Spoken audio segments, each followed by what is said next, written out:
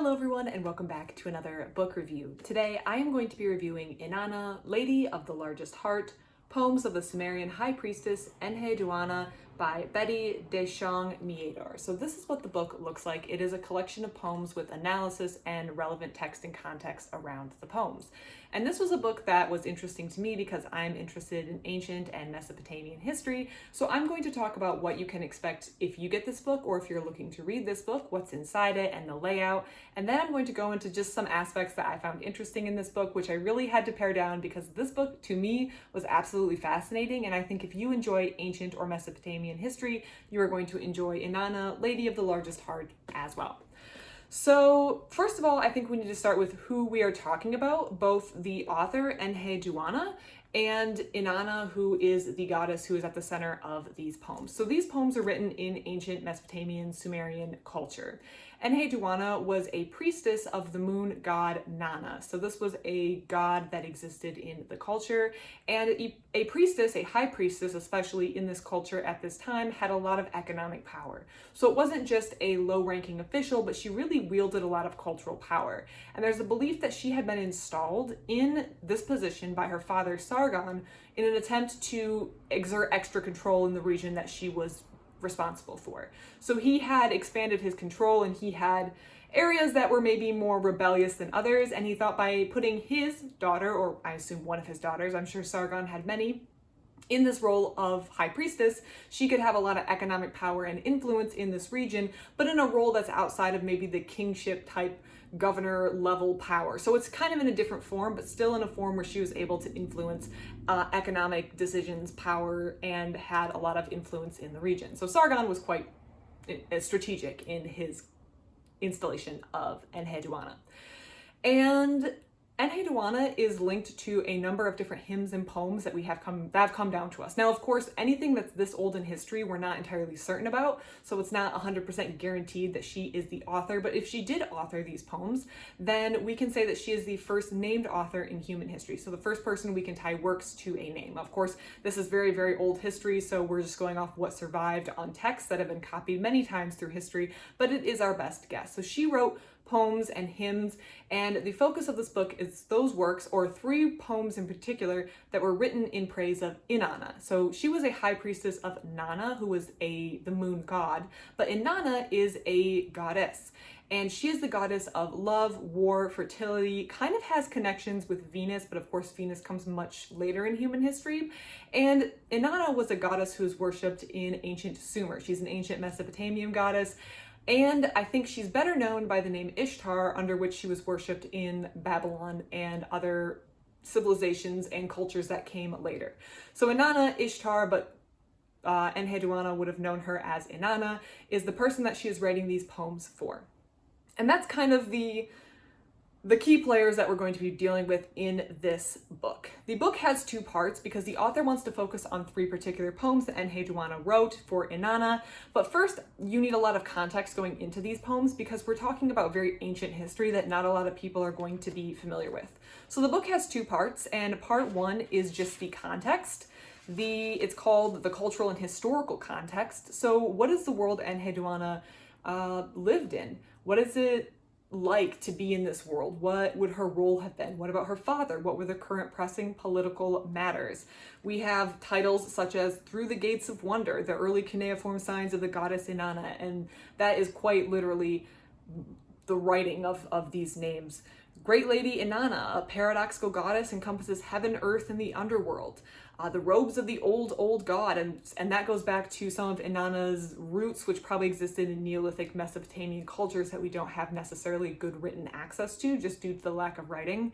And also goes through some of Enheduanna's life history, unearthing Enheduanna, which is a recollection of Leonard Woolley's excavations, which brought this to light, her life story, the role of the high priestess of and then kind of an overview of these hymns and poems that she wrote. Now, part two is the introduction, the three Inanna poems, and the poems are set up in a very specific way. So we have three poems, but each poem has an introduction to what you're going to read, then the translated text, which was done in connection with Sumerian experts, but by Betty De Shong Meador, to my understanding, she did that. and then an analysis of what we just read. So the 3 poems go by Inanna and Iba, Lady of the Largest Heart, which is the title, and the Exaltation of Inanna. So those are the 3 poems that are being analyzed. And I really like this setup because I'm given the context before I go into the poems. I'm giving an introduction. Then I can read the actual translation, which of course already has things presupposed in it, but I can read this translation by myself. And then I can read an analysis written by the author. Now there are footnotes throughout, and I will get to the footnotes because that's a whole separate interesting thing. But I really like the way these poems are set up in part 2 because it provides, having read part 1 and having the appropriate cultural and historical context, I can read some context and introduction around the poem, then I could read the actual poem in and of itself, by itself, then I can go into an analysis of it. And I think when you're reading something that you maybe are very removed from culturally, it helps to have this context bracketing the poem you're reading to kind of give you a full context. This book did take me several days to get through. It's a little under 200 pages, but the reading of these takes some time, and I was very fascinated with a lot of what I was reading, so I wanted to read slow, and I was doing a lot of time looking things up online that were interesting to me, or also chasing down other books mentioned in here that seemed interesting.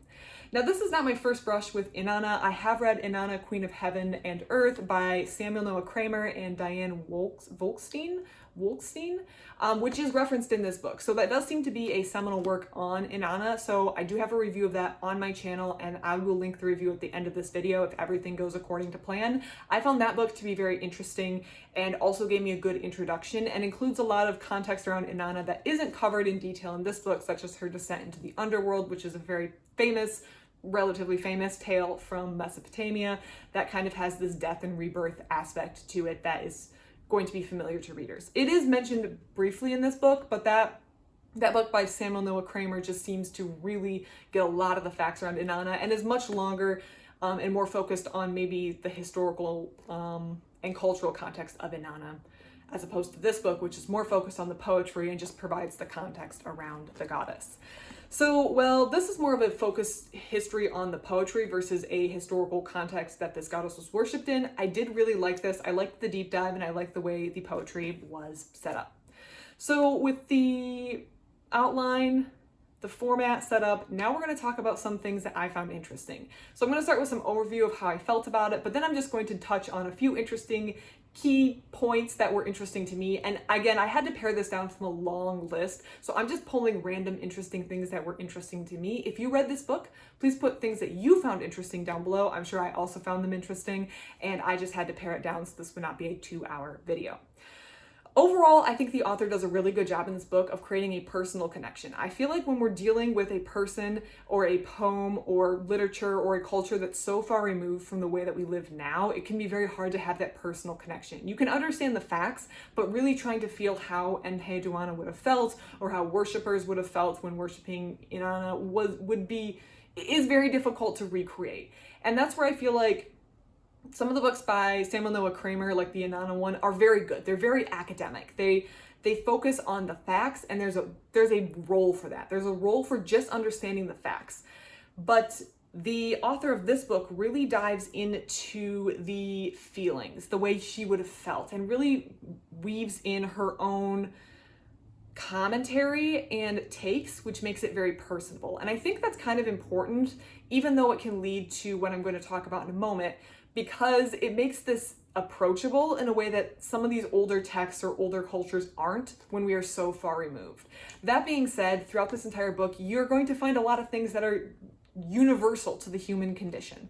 And so there are aspects of this that do not feel dated at all, and we're going to see aspects of this that feel very dated, but I think the author did a good job in not modernizing in the sense of stripping it from its context, but making the things that are universal, like the emotions we feel very relatable, so that the modern reader can connect to Enheduanna and the writings that she wrote about the goddess she liked. Now, the author does come into this book with a strong bent. I felt like there was a strong, I hope I say this word correctly, Jungian, is that how you pronounce it? Bent to this entire work. That was for sure. And she did reference that a little bit, and I did notice on the first page, she referenced, or there is a reference to a work that appeared in the Journal of the C.J. Young Foundation for Analytical Psychology. So I do think that there was some Jungian influence on this book, which you can see thoroughly. And I'm going to leave it up to the reader to just know that that's in there. And then you can decide if that's something that aligns with stuff you like or you don't like. And again, I don't think that should dissuade anyone from reading this book because of how good it is. But the author does come in with a very particular angle that she writes her bit in. And so as she goes through this book, she's interweaving her personal feelings, which I think she does a good job of when she writes of her personal feelings, you know she's writing of her personal analysis versus maybe something that's more factual that leans more towards Kramer's side. But she does mix that in. I think it makes it more relatable to the reader. I think it livens it up instead of just being a dry recitation of facts, but it is there. Also, I think sometimes she gets a little misty-eyed about the good old days when there was goddesses in society and life was good and women had rights. And I think sometimes she's approaching it with a little bit of a rose-tinted glass. That's just me. That is just me. I think she does make many, many valid points about the way that goddesses were integrated into religion. So I don't think everything that she talks in that regard is worthless or not worth pursuing. I just think that at times her analysis came off as a little bit rose-tinted glasses, misty-eyed for the good old days, in a way that a factual reading of the facts wouldn't have. But a factual reading of the facts would be, in my opinion, quite dry. And while it can be very interesting to learn the history, you lack the emotional connection. And to get that emotional connection, you need that human aspect, which could involve opinions you disagree with. So that's just the give and take of bringing in human emotion into this. It's going to be a little messy, but I like it and I do prefer it. I just think a book like this pairs really well with a book that's really heavy on the facts. So you can decide what from this book you like and you agree with, and which analysis from this book you like and agree with, and which ones you maybe want to find a different alternative explanation or you don't think aligns with stuff that you believe or your reading of the facts. So I will let you decide how you feel about those facts in this book. But those were aspects that I noticed, and in the same way that I think they enhance the book, I think they could also lead to certain passages coming off as very good old days-esque, which you might agree with or you might disagree with. That is up for discussion. This would be a fascinating book to read in a classroom setting. I think this is a great book that would lead to great class discussions. I really wish I'd read this with a group. I thought very interesting throughout this book was the focus on the moon god or the moon goddess, which is something that, I mean, I think I knew, like, it was percolating around in my head, but hadn't been put down clearly in paper, on paper in the way it was in this book. And some of this, I'm sure, is the author's own analysis on the situation and isn't necessarily decided scientific fact, but there are some scientific facts in here. The first being that the moon revolves on a cycle going from a new moon to a full moon to a new moon. So we go from dark to light to dark in a regular 29.5-day cycle. So there is a regular cycle to the moon that is very repeatable and has been noticed throughout human history. And the author kind of ties that, and she is referencing other people. The author isn't just freestyling over here all the time. She does do a lot of references to a lot of other works, but she mentions that this could be the impetus for things like ritual and symbolism because we have this repetition of a cycle throughout human history. And this ties in with this book because Enheduanna, the author of these texts, is a high priestess for a moon god, and the moon plays roles again and again throughout not only the god she follows but Inanna's life. So we see a connection and we see the strong influence of a moon throughout this entire text. I found that there were a lot of bits of these works that felt very modern. The one that I, of course, forgot to sticky, here it is this part where she's going through the different, I think it's pronounced maze. It's like characteristics of civilization that Inanna has, and the author, Enheduanna, we presume, is praising Inanna for having these traits. And I think some of them, while being so ancient, were the same things that people deal with today. So we talk about to have a husband, to have a wife, to thrive in the goodness of love. We have to build a house, to furnish them, to kiss a baby's lips, to spread the leg stride, to foot race, to win. So these are things people care about now. And she's talking about things people care about in civilization that she attributes to Inanna. And they feel many of these. And there's pages of this, the things that are attributed, the maze that are attributed to Inanna, that just feel very, very modern. My favorite one is this section where she's talking about wealth, brisk trading, quick profits, hoard even more are yours, Inanna.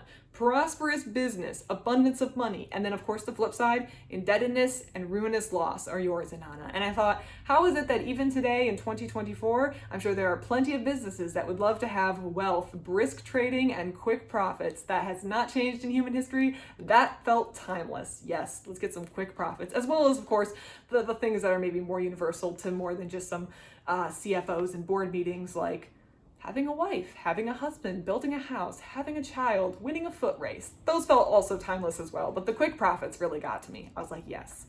We also see, or I say we, I also saw connections to other texts that I'm familiar with. The second text got into the style of writing and the way she was writing, and this bled over into the third one, was this feeling that was reminiscent to me of the biblical book of Job. So if you're familiar with Job in the Bible, it's almost a book-long lamentation of a man who's crying out to God, wondering about his suffering.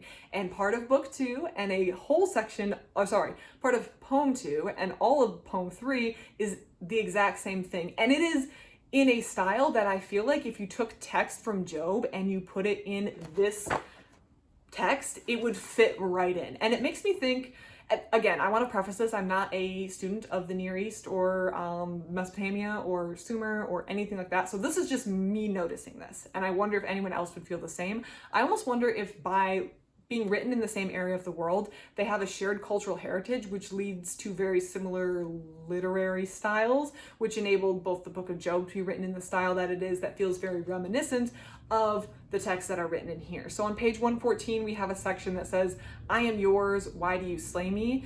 And to go above, let's go a couple sentences above that, where we're talking about Enheduanna, and the lawless motorcycles on the planet are going past the house. Cool.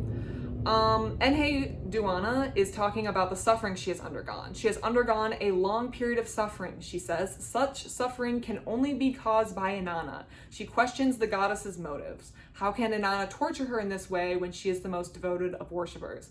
Replace that with the word Job and then the word God for Inanna, and I feel like you have a very clear description of the story of Job in the Bible. And I feel like that's easy to understand. When things go wrong in life, people tend to say, why is this happening to me? That is a very human instinct. So the fact that the nature of the text is the same doesn't strike me. But the way that things are phrased, like, I am yours, why do you slay me? And then you can take something from Job, which I just pulled one. I just dug up one. This is 13:24. Why do you hide your face and consider me your enemy? And if you juxtapose those, I am yours, why do you slay me?